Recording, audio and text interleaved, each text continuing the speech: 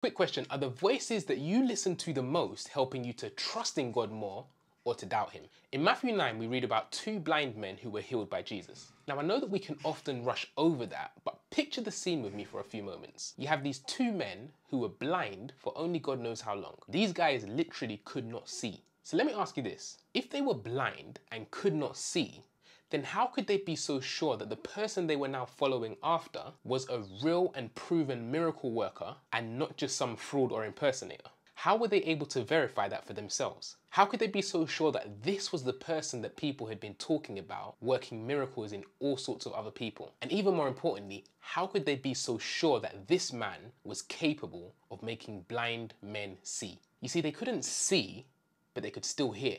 And so their faith and confidence in Jesus' ability to fix their problems wasn't based on what they'd seen for themselves, but instead it was based on what they'd heard. And as the scriptures say, faith comes by hearing, and hearing by the word of Christ.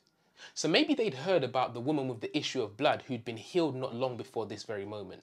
Or maybe they were part of the crowd who'd been put outside when Jesus raised the synagogue leader's daughter from the dead shortly before. Maybe they'd heard the news as it was flying around throughout the whole of the neighborhood. But get this, the things we hear will directly affect our decisions and our actions. For example, if I'm really hungry and one of my brothers tells me about this fire restaurant that he's been to multiple times, then guess what? Even though I've never tasted the food before, his words and his personal experience is more than enough to convince me to part with my money and buy from the restaurant. And equally, if he told me not to buy from there because they had really bad hygiene problems, then I'm not gonna wait and try it for myself in order to find out whether it's true or false. The negative experience he's told me about is enough to put me off from even thinking about buying from there myself. Funny how that works, isn't it?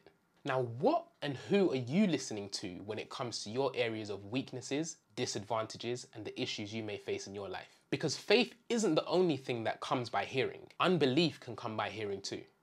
And sometimes we're so used to our environment, friends, family members, and even media consumption that we forget to vet our influences. And so rather than being driven by voices that help us to walk by faith, we're limited and held back by voices that cause us to doubt and stay bound. So the question remains, are the voices you're listening to the most helping you to trust in God more or to doubt him?